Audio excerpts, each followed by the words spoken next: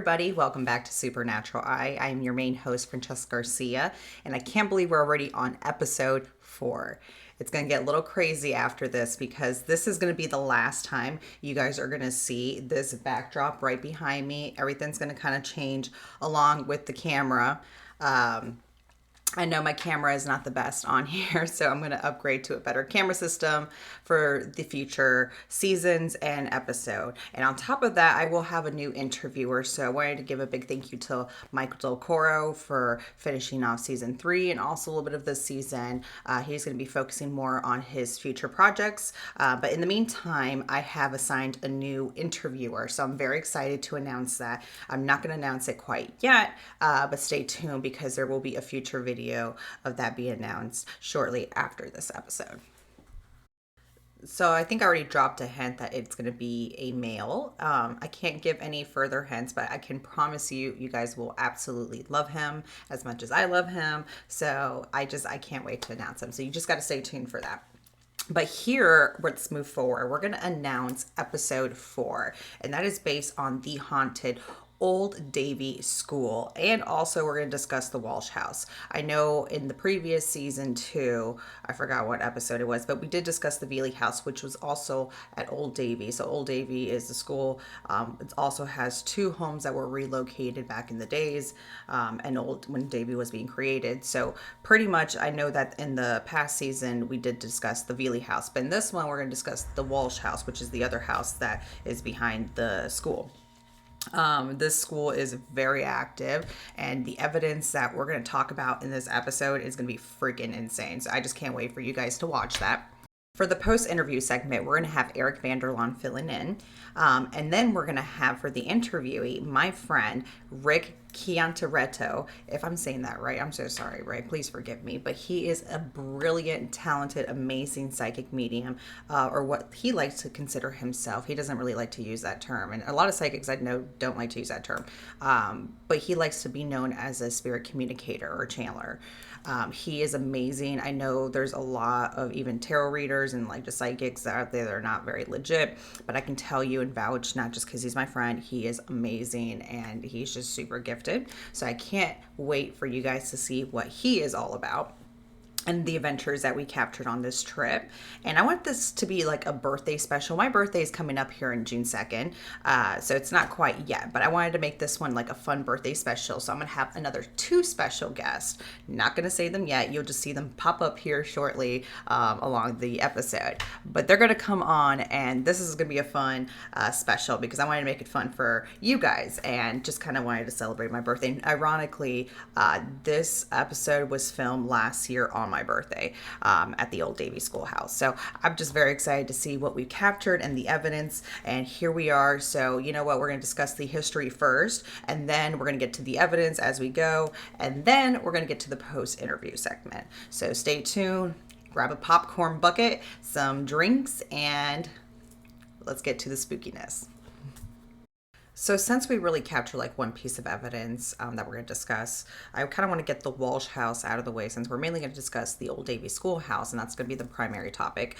The Walsh house is one of the homes that was relocated at the time when Davie was being constructed and being built out from the swamps, and the Walsh oyster, we can never say it, so we just call it like the Walsh Oyster House, in other words. But it was built in 1914, and the home was relocated to the Old Davie School campus. So back then, when they were like drenching like the canals and the Everglades, these homes were pretty much the first Florida pioneer homes. It is consent to known to report for sightings of an older lady. So an older lady is known to haunt the area and pretty much is known to be reported. So we have guests thinking that it's like their grandmother, whether if it's a teacher, we're not 100% sure who she is, but I know an older lady is reported to be at the grounds at the Walsh house. So now reflecting back to the evidence that was captured there, actually we didn't capture the piece of evidence, but it was one of our events that we held for War Party Paranormal, one of our public events, because sometimes we do privates there as well. And we had a guess. So she claimed that it was her grandmother. We're not 100% sure. But from my understanding, I forgot what teammates. I was actually on the other house. I was at the Veely house, which is the house right next door, doing the investigation. But I believe it was like JP and some other teammates. I forgot exactly who it was, but they were at the other house, and a guest actually captured this piece of evidence, and it was incredible. It's probably one of the best evidence I've ever seen captured ever, honestly. And of course, this is like a paranormal investigator's dream to capture something like this, you know. So here we are trying to capture this type of evidence, but you know, a guest did, and good for her, because that is just an amazing capture. So she claims it was her grandmother, but Kim, which is the director of the old Davie schoolhouse, believes it was one of the teachers that used to teach at the old Davie school, and probably, you know, possibly lived at the Walsh house. So story goes is pretty much one of the guests was doing, I believe it was like the Estes method, I'm not 100% sure, and her friend went to capture the picture off her phone. And when she did, I'm not going to tell you what you think is what. I'm just going to show you the photo here, and let's go ahead and show the photo real quick.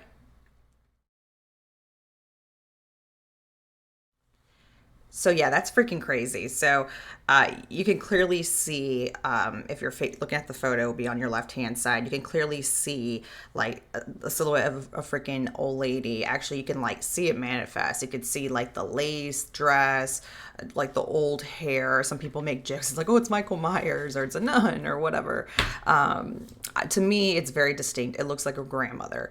So it's just crazy. I still, like, I'm trying to debunk it. I keep looking, like, you can even see there's like no fee. It's like this lady's like levitating, you know, and just the see-through, the detailing of the dress, just everything. It's just so remarkable. So that is an incredible piece of evidence that was captured. So I definitely envy that girl for capturing that evidence. But I think we all do. We're all like, oh my God, send that to me. Send that to me. So JP was the one that showed me the photo. And I'm like, yeah, please send that to me. So ever since, we're just so proud that we had a guest at our War Party paranormal event to display this piece of capture. So just amazing, overall amazing. Okay, so moving forward to the old Davie schoolhouse. So that school is just so incredible, and it was, again, Florida's pioneer schoolhouse back in the days. So in 1906, the farmlands were being developed, dredging of the canals, what you would consider the Everglade canals, so like the swamps, like the pythons, like the gators, the swamp puppies. That was all being drenched out to make farmlands. And back in the days, it was called Zona before it was considered what is known to be Davie, or the town of Davie. In 1914 was the first school that was constructed, and it was actually made of like a two-story wooden, like kind of like home, in other words. So it was a very small house. And then in 1917, August Geiger, he was like South Florida well-known architect down in South Florida. He designed the school, which is known today, and the doors opened to the students back in 1918. 90 students were held at what you would consider this yellow building of the schoolhouse. The school was later restored in 1920, I assume due to the past hurricanes and flooding and restoration that occurred back in its time. Yes, I take little notes, guys, just so you know. So yeah, so that's that. So at the school, we captured several evidence and with our events, but we're really going to focus more on what occurred last year. And we had like this little birthday celebration kind of thing going on. So that's where we'll discuss that. And, you know, I invited Rick and his team, Skyway Paranormal. They're so amazing too, by the way. They're more in the Tampa area of Florida, but us Floridian teams, we collaborate, so we got to do it, you know, big. Anyways, but Skyway Paranormal, they're amazing. Go ahead, follow them, check them out. So the first thing I want to discuss was the table tipping. So table tipping was discussed in my Casadega video, and our teammate Marie, she's known to be our table tipping queen, so she kind of has our guests and anybody that's interested kind of gather along and then do their thing with the table tipping, right? So that was being done in one of the classrooms. So I kind of want to show a video clip of that being done. So here we go.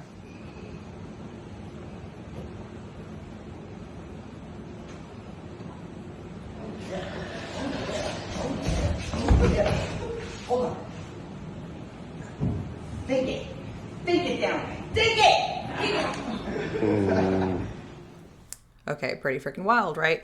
So table tipping again, it looks kind of BS looking at these video clips, like if we're like manipulating the table or somebody's manipulating the table, but you can ask anybody that has done it. I've done it myself because I was very skeptical, and I'm like, there's just no freaking way, right? Like, no way.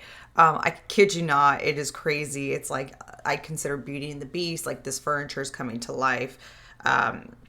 It is legit. You barely touch it, kind of like a Ouija board. So you just like barely touch this table, and it just kind of does its thing. And when Marie kind of puts her hands on it, it's like sometimes she doesn't. She like lets it go, so people don't think it's her manipulating the table. But it's just wild. It's incredible. It's something that I still kind of to this day question.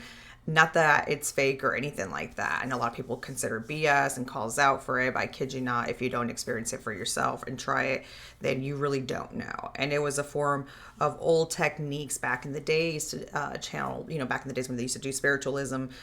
It used to be like a form of technique to channel the dead and the spirits. So kind of like the Ouija board, it was just used back in the days, except it was a table. So pretty neat.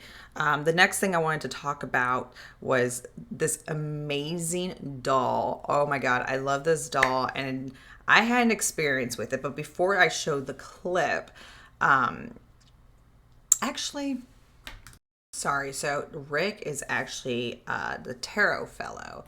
So I don't know if I said tarot guy in my other video segment, but is actually tarot fellow. So make sure to check him out. He is amazing. So while he was pumping up that energy and juice in the other room, and so was Marie, they're doing the table tipping. I decided to venture off to this other room and this other classroom, because they have separate classrooms at the school. And there was one that was set up, and it had this baby doll. And this baby doll is owned by James from Cross the Line. By the way, we had Cross the Line Paranormal too. They came from Georgia, South Georgia, and his daughter Lola. So they came to visit us. So shout out again, Skyway Paranormal and Cross the Line Paranormal. They're amazing. So they came from South Georgia, and they brought this amazing, incredible, like little doll, right? It's probably this big, right? Creepy, love it. Gotta love these little haunted dolls. So he had it set up in one of the classrooms adjacent to where the table tipping room was at, and set up kind of separate, so not the vibration of the floor would cause this doll to kind of move on its own and stuff like that. But this doll was propped up, set up upright. There's no way it would have fallen over easily, because James made sure that it was, it's just kind of sat up right and just kind of fitted right, or whatever. I made sure that he wasn't going to fall over, little guy. And there was a REM pod, of course, right next to the doll. So I'm going to show you the video clip, but let's go ahead and roll that clip real quick, shall we? Let that go off. You don't want to? It'll be fine. We believe we were talking to a girl spirit here. It's Franny. I'm about to end the session, and this thing's going off, the REM. I'm nowhere near it. My phone's not anywhere near it. Table tipping's getting loud. I can hear Marie going crazy right now. But, oh my God. What's up? I like that we're celebrating. Oh my God. Please tell me that was caught on camera. That's freaking wild. So this thing just literally falls on its own. I was doing a live, so sorry if the video quality was kind of blurry. I literally had to save this from my Instagram live. I was doing a live on Instagram, and this was caught on a freaking live, which was insane to me, because when it was captured on a live video clip, it's more accurate, I guess you could say, or people don't think you're BSing it, because really it's hard to kind of manipulate that type of capture evidence. And not that I would ever try to manipulate any evidence, nor I suggest anybody should ever try to manipulate paranormal evidence. It's just not genuine to the work that you're doing.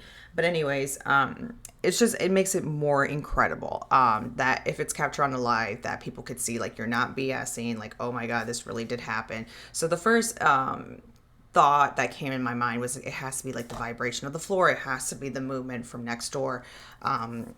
But then when I asked James was like, there's no way. I made sure that doll was not going to move over. It was on its own. It literally it was far away from where the other room was at too. So it would have been really hard. It would have been some earthquake or something to kind of make that doll kind of move on its own like that. And then what makes it so incredible is the REM pod going off at the same time. So that was just cool and freaking wild. But besides that, no, I got two special guests I want to roll on here real quick. So here we go. Let's show them. Hi, I'm James. And I'm Lola. And we're with Cross the Line Paranormal, and this is Bald Betty. We actually got Bald Betty at a Goodwill on our way to the Ohio Infirmary. But we took her down to the old Davie schoolhouse when we went down there and invited by War Party. And she was interacted with. We use her a lot when interacting with children. And she was pushed over, which you'll see in Franny's video. So that was really interesting because she had been sitting on that desk for quite a while. As far as our other experiences there, I heard a disembodied voice say "Daddy" when no one was around. Lola was actually in the restroom, and she had her own experience, which I'll let her tell you.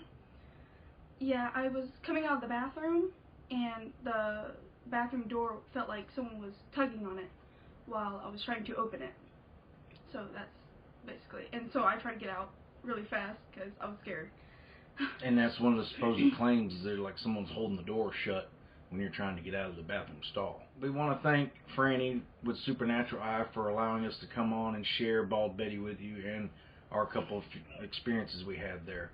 Old Davie Schoolhouse is a pretty awesome place. You definitely should check it out. Thank you. And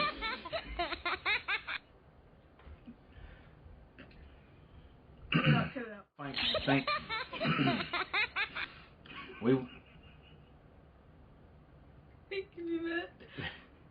want to thank Franny with Supernatural Eye for allowing us to come on and share with you Bald Betty. That was going good too. All right, so I love James and Lola. That's our other two special guests I wanted to roll on here because, of course, we had to bring on Skyway Paranormal. But on top of that, I had to bring my Cross the Line Paranormal. They're buddies, again, from Georgia. They always collab with War Party Paranormal, and they're just amazing. So go ahead and check out their team. Lola is just a little badass. She's a badass female investigator in the upcoming, in the game. So she's learning young, and her dad's incredible, too. So he's teaching her the best ropes he can in this field. So make sure to check them out. Make sure to follow the team. They're awesome. Anyways, so yeah, they were here with us celebrating my birthday, but also to investigate the old Davie schoolhouse. The next thing I wanted to talk about was Rick's Delco session, actually.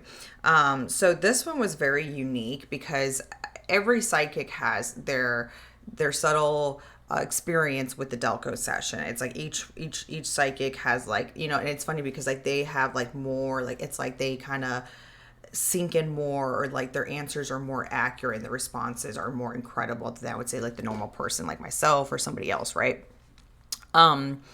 Rick, on the other hand, maybe because I was anticipating so much, you know, but his was a little different. Not that it was bad, because I know he keeps thinking like, I'm sorry to disappoint, it was awful, and it was not that. It was just different.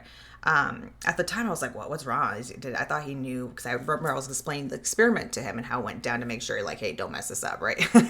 No, I'm kidding. But I did explain it to him. But it was weird because I remember when he was doing it. Actually, let's go ahead and roll the clip real quick so you guys can go ahead and see that. Let's show that. Did you work here?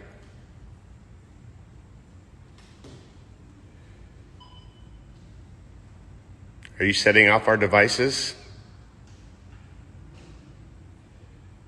I haven't heard the. I'm supposed to talk, but there's just somebody scrubbing the floor. Like, there's a lot of ambient noise.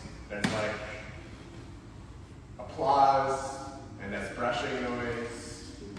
You can talk though. Are you the janitor? Were you an employee here?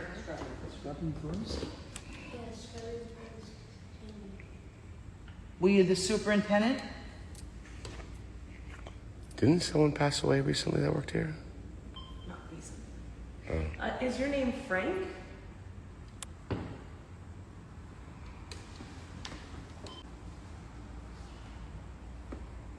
Frank, are you here? Are you the maintenance worker? Lola, what's your favorite subject in school? ELA? None.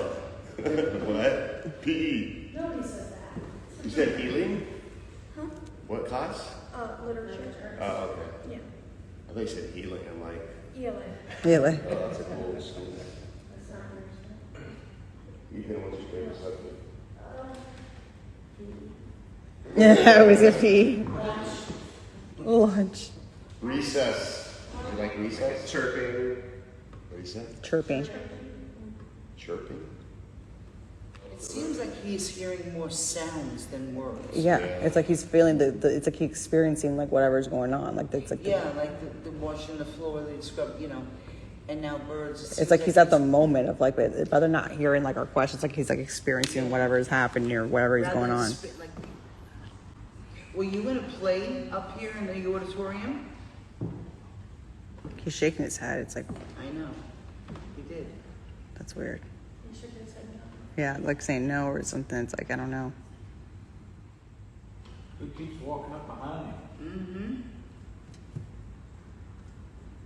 Simple thing. If you're still here, will you ring the bell? There you go. Was it? No, it's It wasn't a bell, but it was another device. I think it'd be cool if you heard like chalkboard sound. I know, right? pretty neat. So pretty much what he was experiencing was just that white noise. So we were kind of like, what's going on here? Is he did he forget? Like did he just like, is it not working? Like, what's going on? He's not saying anything, right? But then there was a time that I was thinking, like, maybe it's just he's not hearing anything, right? And I remember he was spitting out like certain things, like people cleaning, like you see a lady cleaning the floor, like a janitor or some type of sort, maybe some of the staff faculty at the school. But it was more for him. It was like he had some visuals, but it was not like audio. Like words were not coming out of the speaker box. But so he was like, I'm so sorry to disappoint. I'm like, not at all. It's just kind of unique. 'Cause that's the first time I hear somebody kind of say that like, it's like I heard words at first. It wasn't like it wasn't working. Like it was spitting a bunch of words at first, but it's like when the headphones came on, it was like, boom, like complete silence. So in my opinion, I felt like the spirits there was something that they were trying to hide. I always myself picked up that, for it being a friendly school and everything else, because in most part it is a friendly spirit, spirits, nothing too crazy, menacing, but there is something dark sometimes there. And I do sense that. And I don't want to say it's evil, because I don't want to say it's like demonic, and I don't want to throw the D word out there, because it's definitely not that. And I don't think it's that at all. But there is something that's like more, some type of like oppression, like some type of like force. I can't describe it, but it's like I do sense that when I investigate the school. And I felt like there's just so something that's like hidden truths. Like there's something I need to like dissect and discover.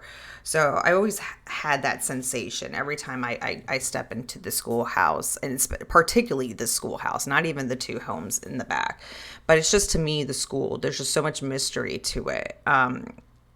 And I felt like there's a lot of truths that are not being told, and like people being silenced. Like that's just the way I see things. And don't come after me. It's just what I feel and what I sense.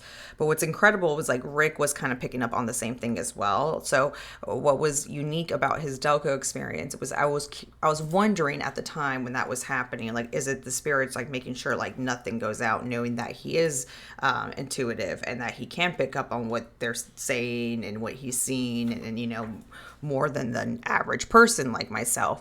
I wonder if they're being very selective on the surroundings, and that's why Rick couldn't pick up anything on the audio from the Delco session. So no, Rick, you're not a disappointment at all. You were incredible. Definitely we should retry the session, or maybe another experiment or something, but I can vouch for Rick. Rick is an amazing psychic medium, and I know he doesn't like to use that, but I'm sorry. I need to find like spirit communicator or channeler. But he is incredible. So love you, Rick. And thank you for the sweet little gifts. I'll never forget my little Gemini book and a little bracelet. By the way, broke on one of my investigations. So I'm going to have to like figure out. But I collected the beads. But anyways, I love you, Rick. And you're awesome. So we got to collab soon. And we will for season 4, just so you guys know. I am working on season 4, which I can't say too much. But filming hasn't started yet, but it will soon. So I will be collaborating a lot with my interviewer for that one and for future episodes to film. So I don't want to give too much, but we will be changing the structure of season 4 of what you can see throughout the other seasons. We're kind of making a fresh start to season 4. So I'll kind of announce more season 4 getting closer to the end of this season, obviously, because we're only on episode 4. But yeah, so that's what's to tell of the future to come of Supernatural Eye.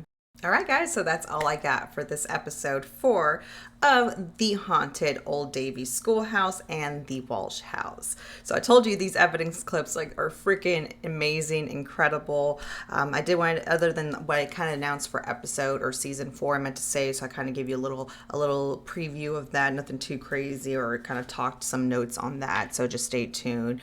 Closer towards the end of the season, I'll kind of bring some teaser clips along with that. Stay tuned for the new interviewer clip that will be announced after this episode. Not right after, but just kind of stay tuned, because it may be a couple of days, maybe a couple of weeks, maybe it'll be, no, I'm joking, it won't be more than a month, but it will be announced just shortly after the episode, so just stay tuned for that.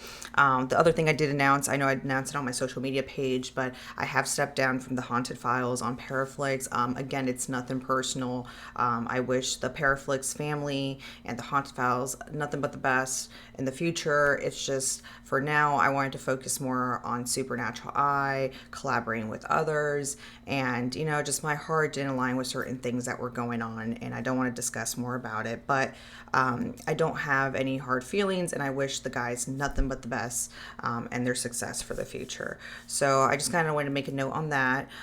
So again, no hate. I will still continue to support my Paraflix family from afar, but just for now, I have stepped down from the platform and the show itself. So I am just focusing myself on my channel, on YouTube, and Supernatural Eye, and making sure I give you guys the best content and episodes and clips to come. So that's why my goal for season 4 is to really step it up and change, get a refresh, a revision of what is to come. So stay tuned for that. That won't be announced till the end of this season, I'll be honest with you. But it will be a fresh new start and page to what you guys have seen in the past season. So stay tuned. Things will change in the next episode to come for episode 5.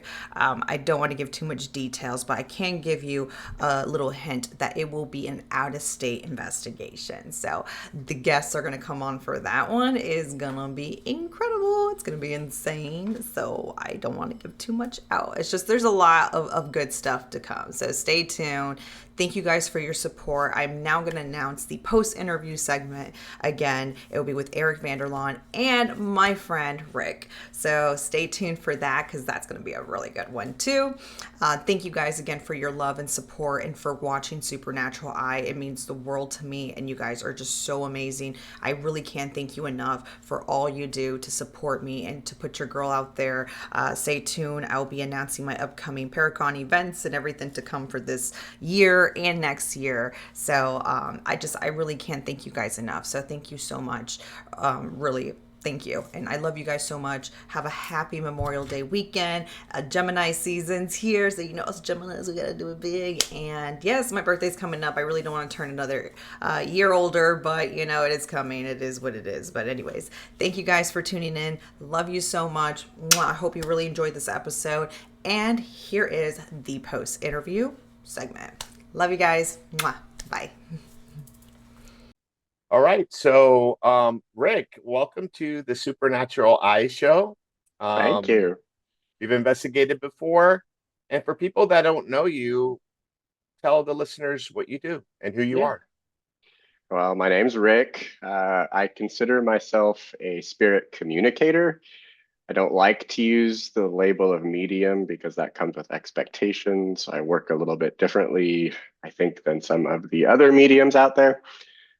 So I own a little business called Tarot Fellow. Tarot was my first love and my introduction to the spiritual communities.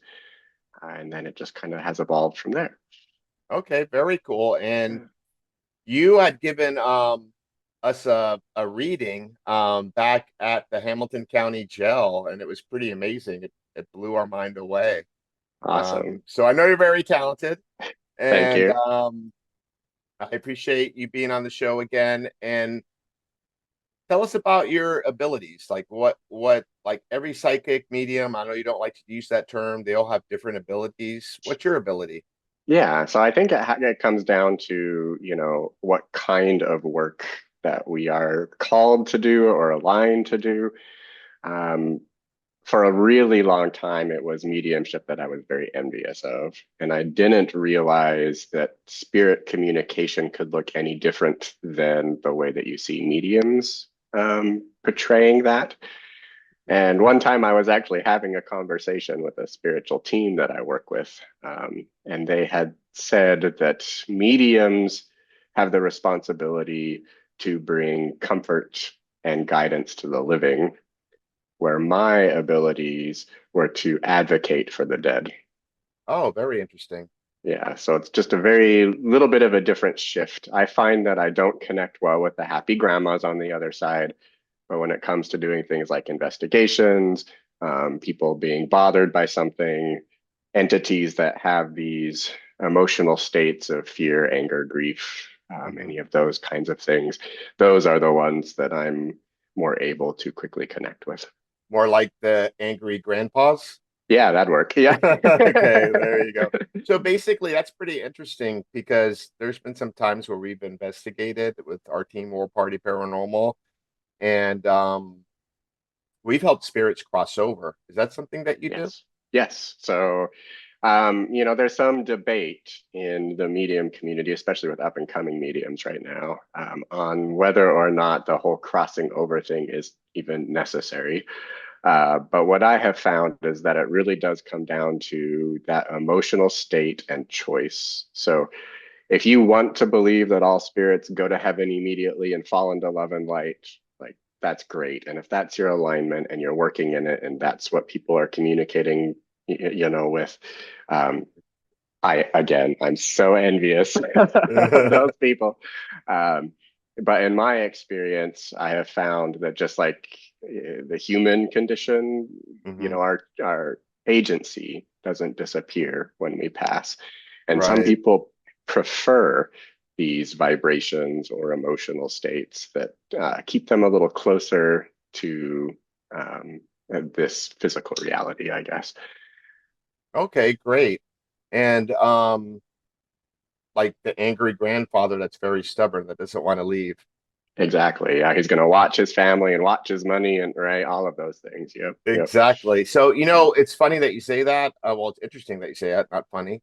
But my belief is, and we're never going to know until we die, right? Is when you cross over, when you pass away, there's no concept of time, right? Right. For us, we live in a world of time where on the other side, there is no time. So I figured the time you cross over, like say you pass away and cross over, like when you're there, it seems like it's instant. But for us, I think it's different because we're stuck to time. So maybe for us, like maybe someone from the Revolutionary War, like just recently passed away, but like for us, it could be it's like been hundreds of years, right? So I don't know. That's my concept there. And then Franny wanted to know, at what age did you develop your gift? Oh boy. So when I was 8 years old, I woke up from a nightmare to a man standing at the foot of my bed. To the point, no. Yeah, where it was so real, I started screaming bloody murder, right? Oh, wow. My dad was off. He was in the military at the time, so he wasn't home. He was deployed.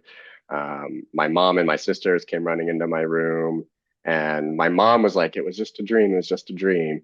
But my little sister, who was 5, said, "No, Mom, I saw a man running from Rick's room." Oh, wow. That's crazy. And I remember my mom searching the house top to bottom with a loaded gun that night. And then pretty soon after, we had a little conversation in the family about the other family that lived with us because we had all had experiences with them. Oh, okay. And to this day, is your sister, does she have the same gifts too? She doesn't. She has chosen, I think, not to develop that at the time, but she's kind of waking back up to them now. We've been working quite a bit together recently. Oh, okay, So, very yeah. cool. So like, yeah, when you're young and you're a child, your mind's more open because as you get older, I guess I like to use the terminology, it gets more corrupt. You get more Sure. skeptical about things. You start like learning about things. But as Yeah. a kid, it's wide open. And I think everyone has some type of gift. They just have to tune into it. Like for example, me. Like Yeah. I'm not saying that I'm gifted, but I have Why to not? well, I think I am. But I do rely on my equipment, and I'm very skeptical. But one thing I learned about War Party, and we're very eclectic. We have a lot of different groups of people. They taught me to open my mind. So Yeah. now, like I feel like it's almost like intuition. Like I feel like I'm like, Yeah. damn, I need to go to this area and check it out. And sure enough, things start happening. I can't explain it. To the I point had, my name gets called yep, out. It's crazy. yep. I had another spirit that I was speaking with one time when we were talking about what it was like to channel. And that entity told me that the most basic form of channeling you would call intuition. So I absolutely believe that Yeah, that's there true. you Yeah. go. Hmm. And when you met Franny, what was your first impression of her? I don't know what I can say. She's a little spitfire, damn it. No, I don't know. Wow. You came down to Miami or Fort Lauderdale, actually Davie, Florida, and joined our team, and we investigated the old Davie Schoolhouse Museum. Yeah. And there's the school, which is very old, and there's also two pioneer homes that are behind it that they moved that are active as well. Yes. What was your impression on the school, the Walsh house? I don't know if you remember the difference between the Walsh and the Veely house. Like if you're facing the two buildings, the Hmm. Walsh was on the right and the Veely house was on the left. Which one has the attic with a bunch of stuff in it? The Veely house. The Bealey house. Okay, yeah. That one was my favorite on all of the property, actually. It had such palpable energy that to me it felt like the floor was moving. Oh And wow. I had brought a friend with me, and it was just her and I in the attic. And we were both like, did you just feel that? And I mean, the floor just rippled. It was really interesting. That Yeah, attic. a lot Yeah. of people see shadow figures there in the corner. Yes. And I don't know if Franny had told you or if I had told you, but there's actually a gentleman that used to live there. Um, During the 1920s, his house was destroyed by a hurricane. So he lived with the Veelys for a period of time until he passed away. Mm. And his name is Paul Hammer. And it's funny because, like, on the recording, we got Paul, and on the Obulus, we got Hammer all in the same, like, Yeah. session.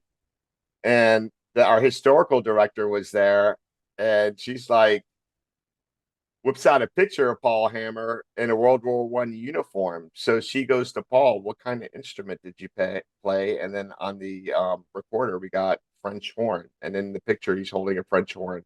Oh How my wild is gosh. that? That is awesome. Yeah. Yeah. Not surprising. So, did you feel or pick up anything at the school? Okay. Again, Well, I hope I can talk about this. it's all about memory. That's why that's the purpose of the show. Yeah, yeah.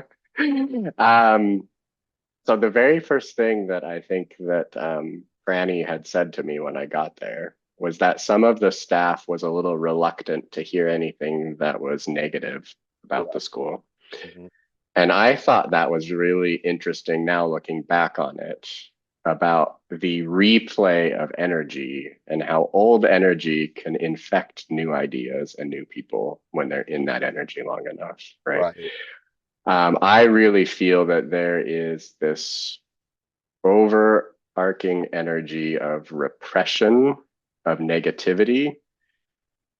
And I think now the staff, right, they're doing that with like good intention. They want it to be a place Right. that's a museum and well known and whatever, and they don't want Kids go these. there on their field trips and things like Right, right, that. They didn't even want to do ghost hunting events. They didn't want to be known as haunted. And now they're right. like on Univision and all these TV shows and stuff. It's crazy. Now they Yeah. embrace it.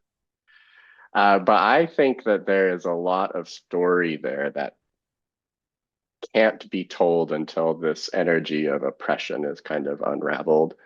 I'm sure we'll talk a little bit more about you know, my experience there. But that was the big thing for me. I knew there was a lot there. I think there's a lot of things that are playful. I think there's Definitely. a lot of energy that is like they'll play games, but they're gonna be more difficult to get to speak, I think. Right. So Like maybe they're being held back by maybe a teacher or principal or something like that, maybe.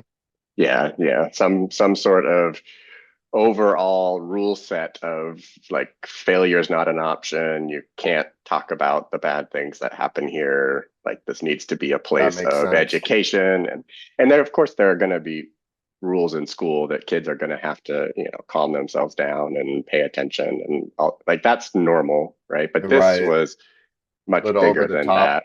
Yeah, to the point Okay. where it left an imprint, right? Well, give you a quick experience. It's pretty funny. We were in the classroom and we were with a group. And I don't know why, but I do get playful children there, but I also get someone that's like sort of angry. Like maybe we shouldn't be messing there, maybe be more respectable, and we always are respectable. Mhm. But I was doing an EVP session and the guests were sitting down in the desk and everything, and I forgot the question I said, but when I played it back, Class A EVP that said, "Get the fuck out." And Oh no one wow. said anything. Everyone looked at each other, stood up, and walked out. And I'm like, where are you guys going? We just started here. So that's pretty hilarious.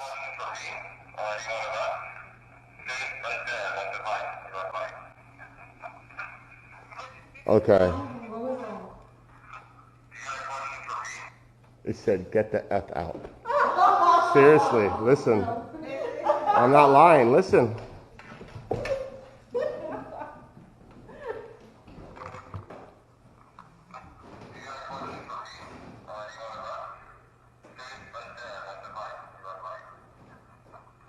Hear that?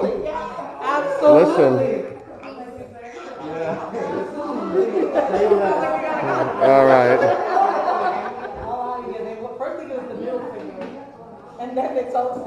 So you guys gonna get the F out? So any spirits that stood out to you there at the museum between the school and the two houses? So the shadow figure is definitely multiple in the house with the attic. There was a woman in the other house that had no desire to speak with me at all, and I don't know why, but she just had this like total disgust for me, and that hurts my feelings. Not really. Rick's really a nice guy. I can vouch for him. But that just it caught my attention because I knew she was there and I knew that she knew that she could communicate with me, but she like definitely would not. That was different though than the school because that was her making a choice, right? Okay.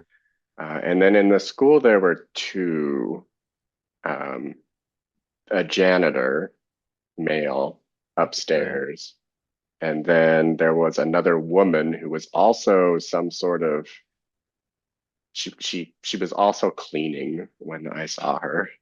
And that was the experience with the Estes method, the Delco The that I'm sure Delco we'll get to. experiment. Yeah, Yeah, we're yeah, gonna get there soon. yeah. So, out of all the three buildings, which one did you think is the heaviest? And I think I know the answer to that one. The house, the attic. The Yep. Dealey House. Yep, Yeah, that's the yeah. one. And you know what's funny is like for some reason that museum always has these accidental fires. Like I don't know if you remembered on the side of the school, there's like a cheeky hut that caught on Yes. fire. There was a homeless person that was there, left a lit cigarette, and the whole thing caught on fire and burnt down. And now, just recently, the back of the Bealey house caught on fire because there's a back porch there, and you get homeless people. And I don't know if they're like freebasing or what, but now the whole place, the whole back part is like tarped off. And I would Oh wow. love to go in there just to see what the activity is now. You know? Yeah, no kidding. Yeah. And if the spirits have anything to do with those fires, that's interesting. That would be Yeah. interesting. Mhm. What do you feel on that? Ah, I see you like maybe you're getting like some whispering in your ear yeah, about that. a little bit. I think there's a reason for it. I don't know if it's on purpose though. An accident? Yeah. Interesting. I'll have to sit with it. Again, the way that I work takes me a little I'm gonna get longer. back to you on that the next Yeah, time I talk to you. I'm gonna definitely. remember that one. So so this was like a crazy night because on top of that, you did some table tipping. What were your thoughts Yeah. on that? Oh my gosh. So that was the most fun I've had in a really long time. And I love physical mediumship. That to me is just fun and exciting. The age of Um, spiritualism. yeah, and going back to those, seance rooms and the old Yeah, I timey, love that. yeah, yeah. So to have the opportunity, I've been wanting to learn that for a long time. So to have this kind of random opportunity just was so perfect. And it was, again, active and fun. And those are the kinds of things that I think the kids or the spirits in the school are going to be more interested in Oh terms of, yeah, yeah, that stirs yeah, up the activity as well. And yeah. for people who don't understand what table tipping is, you may think it's crazy, but it's a way of channeling your energy. So basically, you get a group of people, and it's like a little end table, like an old antique three-legged table, and you rest your fingers on the top of the table, just barely. And we have a team member, Marie, who's able to channel her energy to get the table to slide, to tip. And when you see it, you're like, they're pushing this. There's no way. But when you look closely, they're not. And then when you get on that table, like you feel it moving. Like the first time I saw it, I'm like, come on, really? And then when I tried it, I was like, holy shit. I couldn't Yeah. believe it. So It yeah, was afterwards, I was standing against the wall and Marie says, well, how are you feeling? And I was like I got punched in my gut. Like I got this like ab workout. And I had no idea that that's where the energy is like being contributed from all of the members is in that solar plexus chakra. And she explained this whole thing. And I'm like, that's pretty cool that we had that experience of the physical feeling afterwards of that energy exchange. It was cool. and Yeah.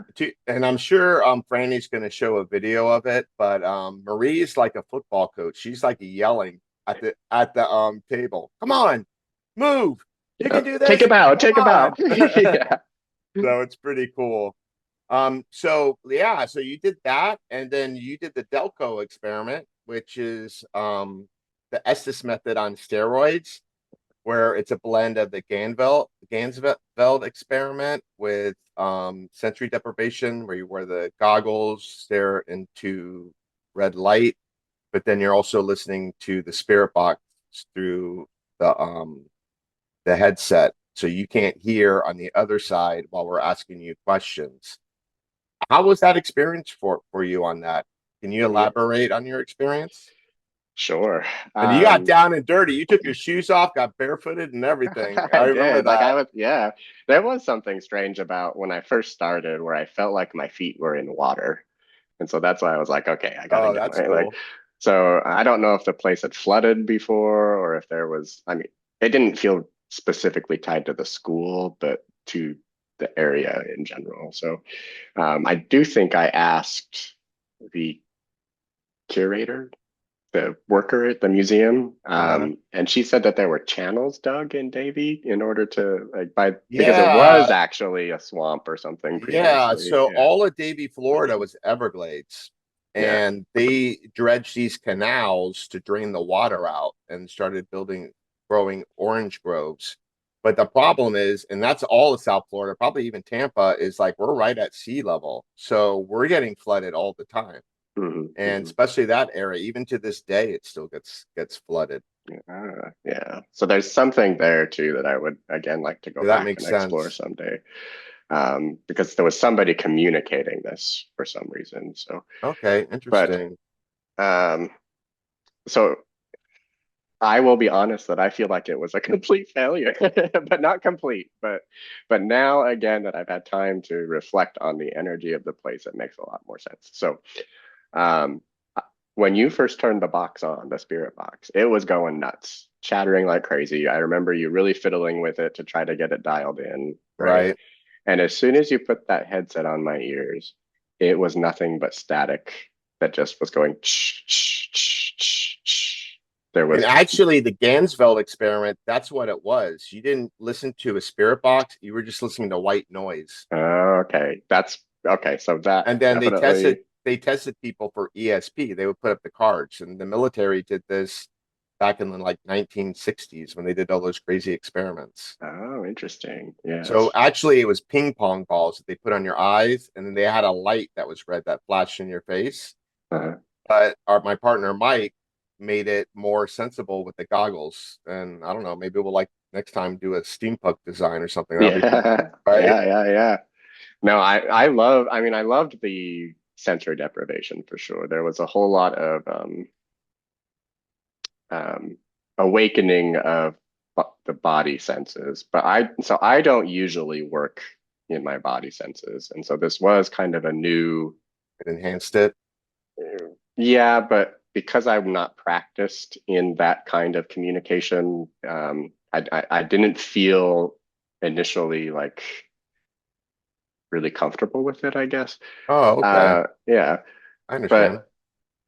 But so when I got into it and I had a little debate with myself. Do I tune in like I normally do where I know I can pick things up, right? Or do I try to contain to what the experiment is supposed to do? And I think that was a little bit of my mistake because I should probably not have, overthought it. Probably yeah, just I gone with shouldn't the have flow. contained it. Yeah. So that was, however, when the woman came, because that white noise then turned into the sound of wire or horsehair brush, I don't know, cleaning brush on the hardwood, like brushing back and forth. And I could see her in this motion. And I thought that was really strange because who would be cleaning a hardwood floor like that, right? We were in that auditorium, it's all hardwood floors. That would damage the floor. And I can only think of a couple reasons why you would need to do that. You know, if you're cleaning blood, you would need to do something. Oh, there like you that, right? go. Or, you know, You saw other a vision of the other past, things. maybe when it was wood and I it wasn't like the way it is Yeah. now. Isn't it wood now? It is wood, but maybe it Yeah. wasn't all nice and varnished and Right. all that. Maybe, Right. Yes. it was actually just, I don't know. Yeah. But we're definitely going to get you to do the Delco again. That's for sure. Yeah. Well, I definitely want to, because again, I would really like to become more proficient in those particular senses, right? But overall, the feeling there was like I was up at a microphone on a stage and I was expected to perform, right? And there were expectations in the handle crowd. the pressure, damn it. Yeah. Well, and that's what it felt like. And there came this It was feeling. Franny's birthday. Yes, that's true. Yeah. But there came this feeling that I know wasn't mine because, you know, I'm not afraid of failure. I'm not afraid of whatever, you know, like, right. But there was this feeling of it would be better to stay silent and take the punishment for that than there would be to get up here and do it wrong. Okay. And I don't think I shared that. I don't think there's I don't think that there's a wrong way, because what I've noticed in the past, I don't think it wasn't me. Right. This is the energy of the place. Oh, okay. You see what I'm saying? I see what you're saying. And so for them to even come and talk to me and say something that they shouldn't say would get them in more trouble than them saying nothing at all. They're like, oh, he can hear us. He's going to say something. We don't trust him. And so I mean, what did I sat there for like, yeah, I mean, we sat there for like 40 minutes and I literally said hardly anything. There were no messages that came through for sure. I did talk about the woman, I think, but, and a couple of the feelings of the footsteps around. But yeah, nothing ever came through in that white noise.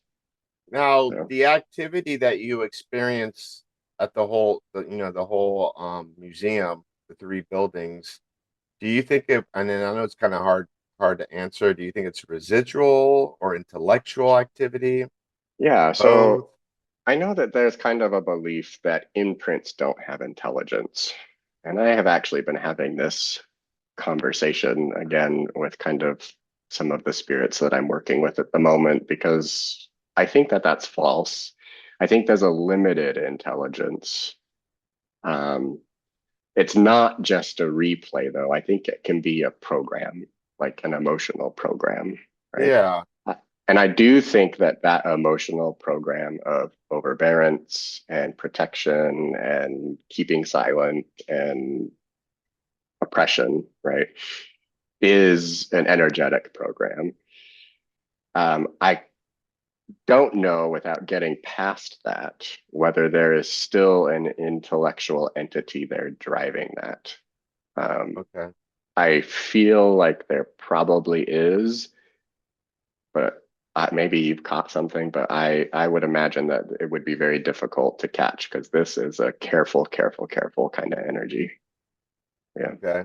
Well, the school is very difficult. I mean, I don't know. I think I've been investigating for like 8 years now, Mm. and I can't nail down who we pick up there. I can nail down the Bealey house. Yep.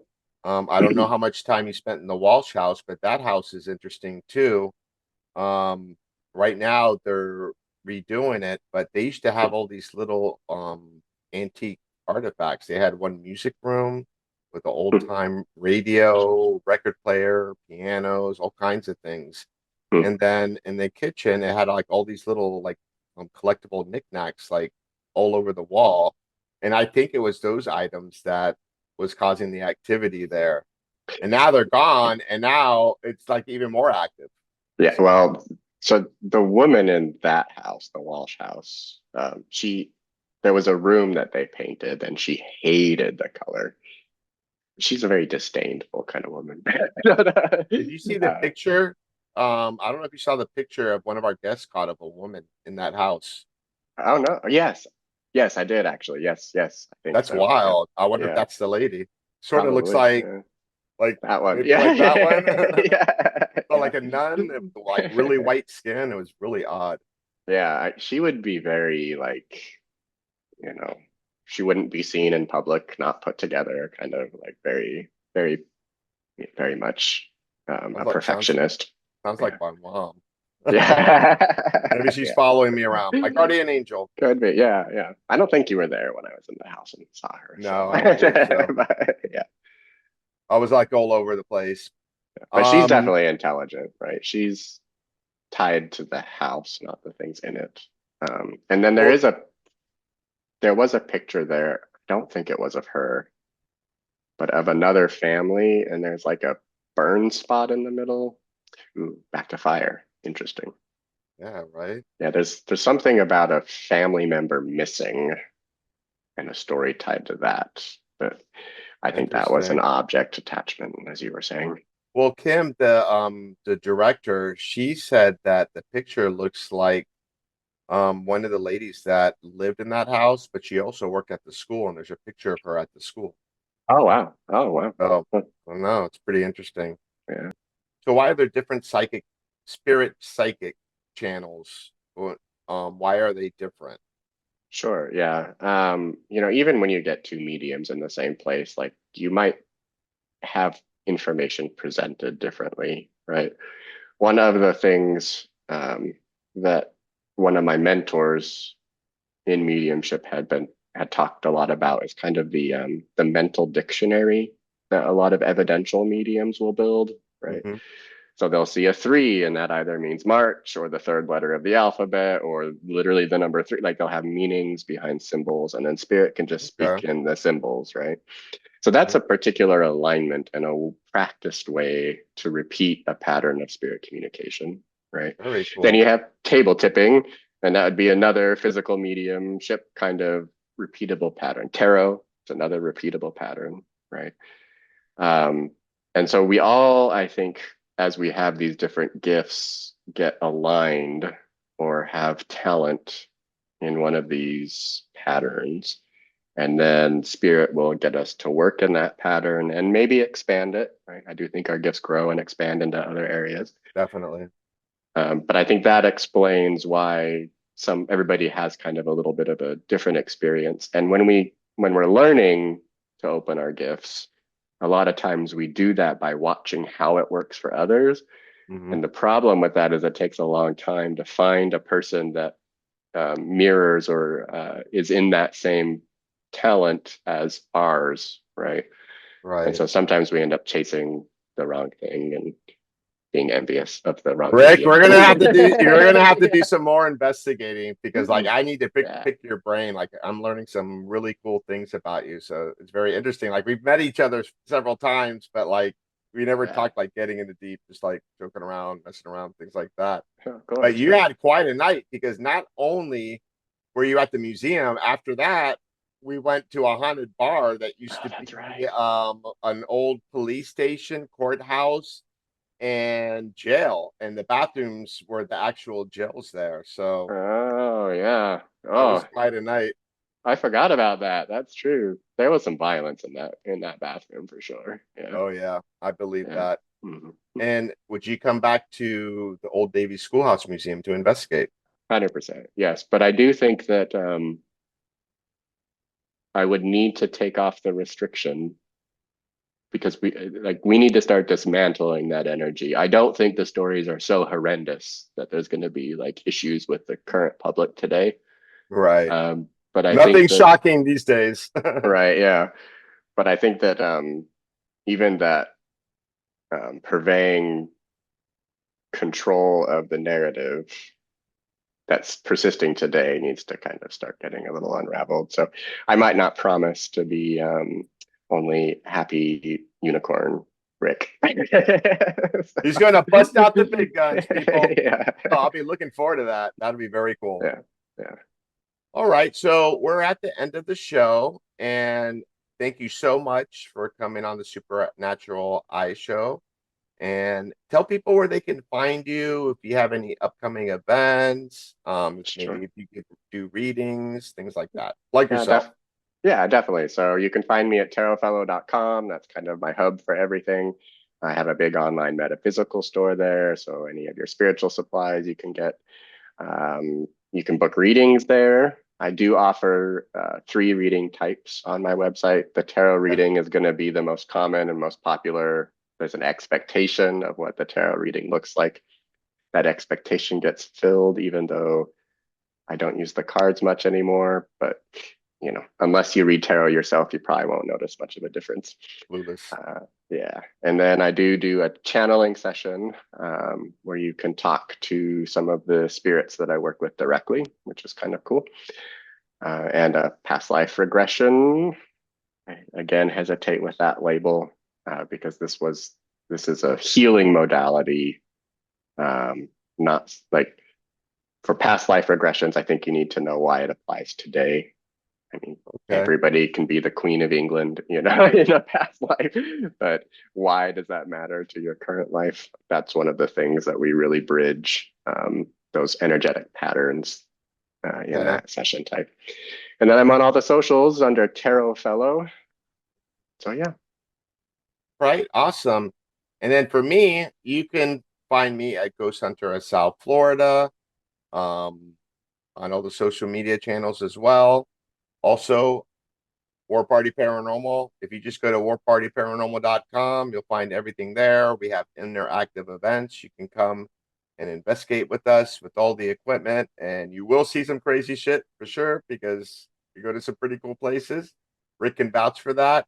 And also, number one is the reason why we do the events is to spread the word about War Party Paranormal. We're non-for-profit, and our business is helping people. We're passionate about helping people and the paranormal. So please reach out to us if you need help or know anyone that needs help. You'll be a client for life. We never leave you unless you want to boot us out. And also, don't forget to like and subscribe, Supernatural Eye. And thank you, Rick, for coming on the show. I learned so much more about you. And Thank you for having me. Definitely check out Rick. I can vouch for him. He's legit. He gave me a reading and it blew my mind off. So I hope everyone has a good night. Thank you. Take care.